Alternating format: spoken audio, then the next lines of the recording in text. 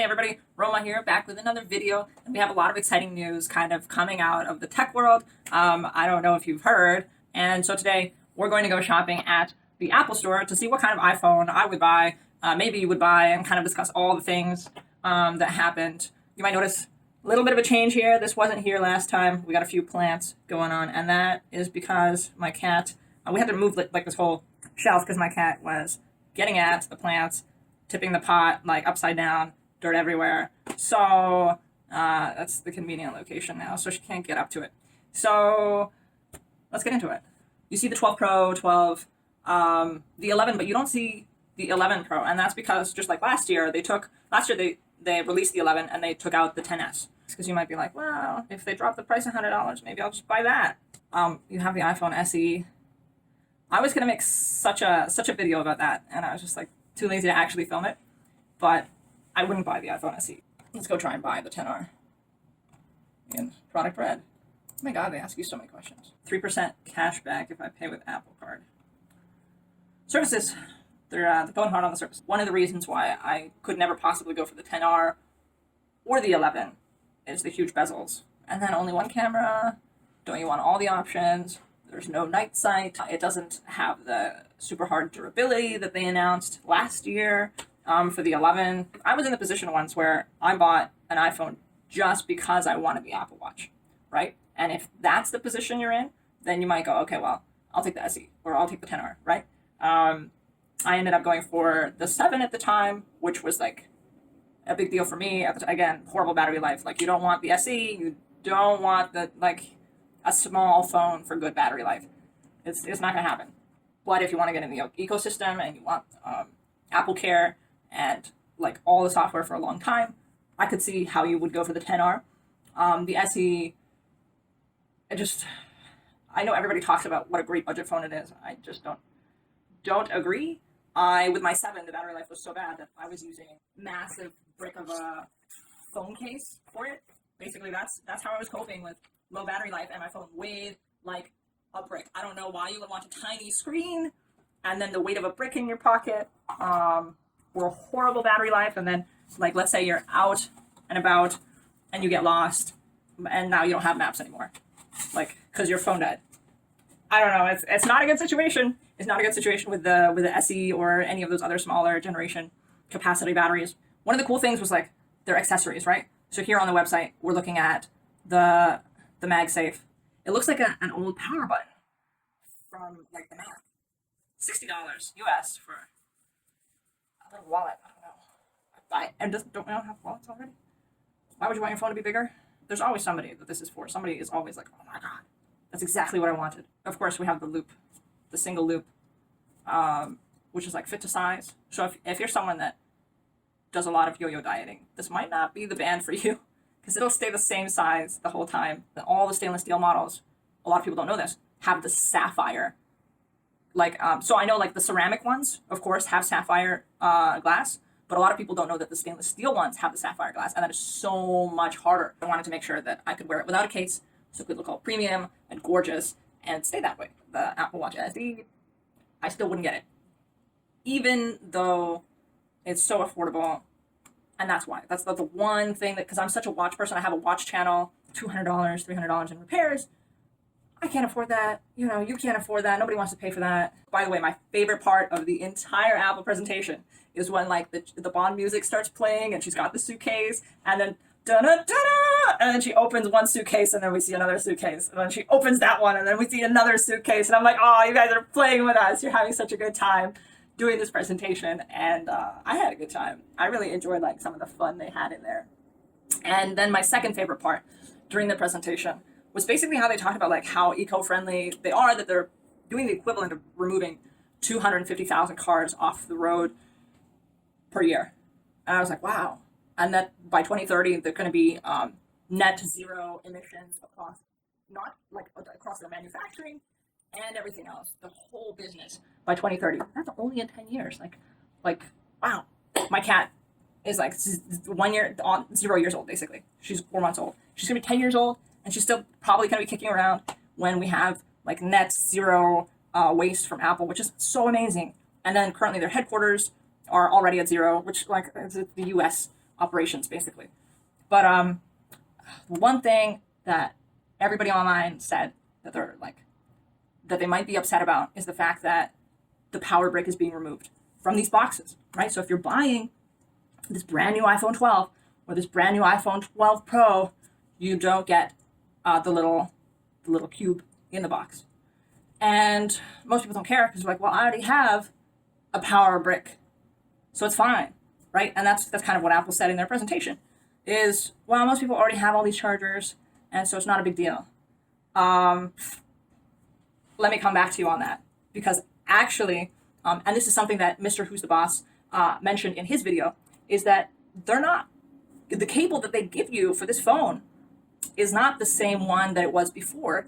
It's the Lightning to the new USB-C, right? So if you want to use the cable that comes in the box for those faster transfer speeds and all of that, it's not as big a problem as you might think it is. But on the other hand, it reminds us of that other time when Apple removed stuff, right?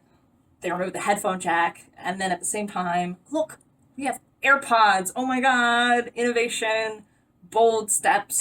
Now you can buy these, $150 AirPods because you don't have a headphone jack anymore. Right, the ceramic shield. So the same way that I want, okay, so this is a distinction that we'll bring up because, like in the watch world, ceramic and sapphire are big ticket items. Like the Rolex has like a ceramic bezel, and that's because it won't get scratched. It has 0 scratches. I've owned it for almost a year. Still no scratches on my ceramic ring, and it's very cool. I'll show it to you. There are going to be so many testing videos of like drop it and scratch it and like take a knife and all this stuff. I will watch the iPhone 12 in Blender video with you, and then we'll do a react video.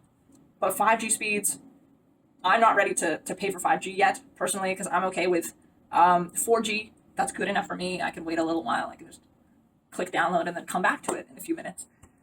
But yeah, 5G and augmented reality put together are going to be like this insane combination. Which is the whole LiDAR thing. Like most people are like, I don't need LiDAR. It's ridiculous.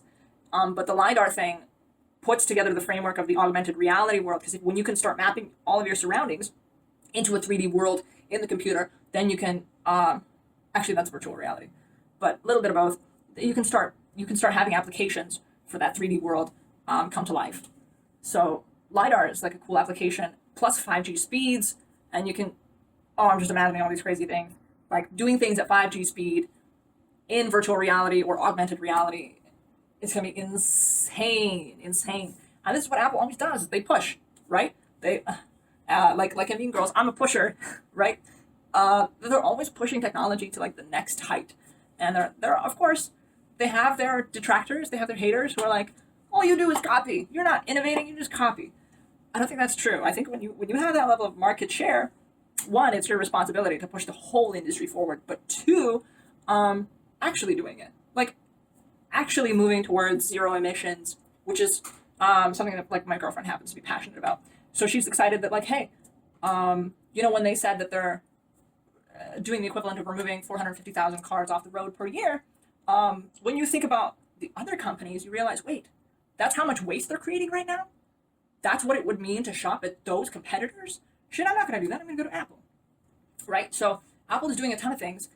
And on the front of privacy, there's Lou from, I forget what his channel is called, but Lou later was talking about like the privacy dots. So when your microphone is turned on, you're going to have like either an orange or a green dot. And when your camera is turned on, you're going to have a different colored dot to basically tell you like, hey, one of these apps is using either your microphone or your camera right now. You can go in the settings, you can check what it is.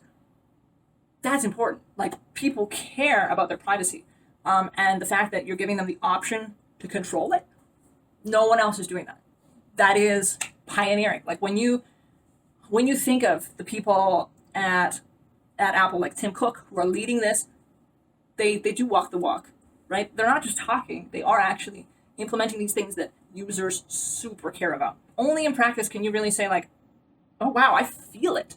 Like I meaningfully feel these changes. Finally, you have night sight on video on these phones, on all the phones. So, wow, like it's not the case that in most videos you can do it for photography because it's simple. It's just one picture, right? It's just one frame, and it might be 20 frames like compiled together, but at the end of the day, it's one picture. The type of processing power that you need under the hood fundamentally to have video computated night sight, right? It's just per frame, and if there are 60 frames a second, that's a lot of frames. That's a lot of computation. So who other than Apple can bring this type of stuff to a phone, to such a compact device, when you're not vertically integrated as a company? Like, if you're not making the chips yourself, how on earth will they possibly have that much power? Is Apple going to sell you their chips? You can't even use them because they're for iOS optimized and all this other stuff. I have no idea what's going to happen to these other manufacturers, but I think they're going to get fairly decimated in the short term. Like, in the next couple of years, I foresee Apple just wrecking the rest of the industry because they're going to have augmented reality platforms on their phones. So that's the future of the integration of 5G. They're actually going to do something with 5G as opposed to the other phone manufacturers will just say, oh, well, we have it and you can download faster. But what does that mean practically speaking in applications? Apple has that answer. And then for their super powerful chips, you're getting super like pro grade video. This is hard to explain, but I'm currently in the video world, and when I edit a video, I can change all the colors to some extent, and this is also somewhat skill based, but I can change the colors. I can change some extent the sharpness, or bringing out the dark points and make them brighter so that you physically with your eyes can see those things. Apple will just do it with their A14 Bionic 1 trillion computations. You won't even have to. They'll just do it for you. And it'll have the machine learning that is going to decide this is the best ratio of light to darkness, of orange to blue to yellow, whatever. They're going to be optimized in a way where, like, a whole bunch of that editing, you don't even have to do, right? And it's true that cameras won't do everything. There's a reason that, like, professional grade cameras still exist, because those lenses have real big sensors, real big glass on them for all the light, for all the information, for the physical zoom, not digital zoom. Digital zoom isn't going to give you, it starts deteriorating at a certain level. Like, you watch the camera shake like crazy like this on the back of the truck, but then the video produced from that camera is like, it just flows. That's crazy. So it's going to be an exciting camera for sure. And that is something that people underestimate, is like, most people, when they're going out to buy a camera, they're not like, oh, but this has amazing image stabilization. They're not. That's not like what they're really thinking about. But when they're using it, again, this is back to like when you actually get into experiencing what it's really like on that platform, that's when you go, oh, this is why it's better. And it sinks in. But yeah, the fact that you can actually edit your 4K videos on your iPhone, whoa.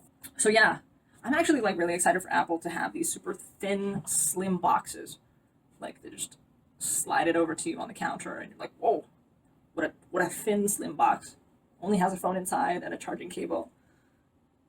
Yeah. Anyway, I think that's everything for today. Go check out some of my other channels that I have about watches. There are some new videos coming up for that channel that I'm going to post soon, and as well my business channel. All the links are just in the description. Go ahead and subscribe if you enjoyed this video, and yeah, give this video a like. Go watch some more stuff.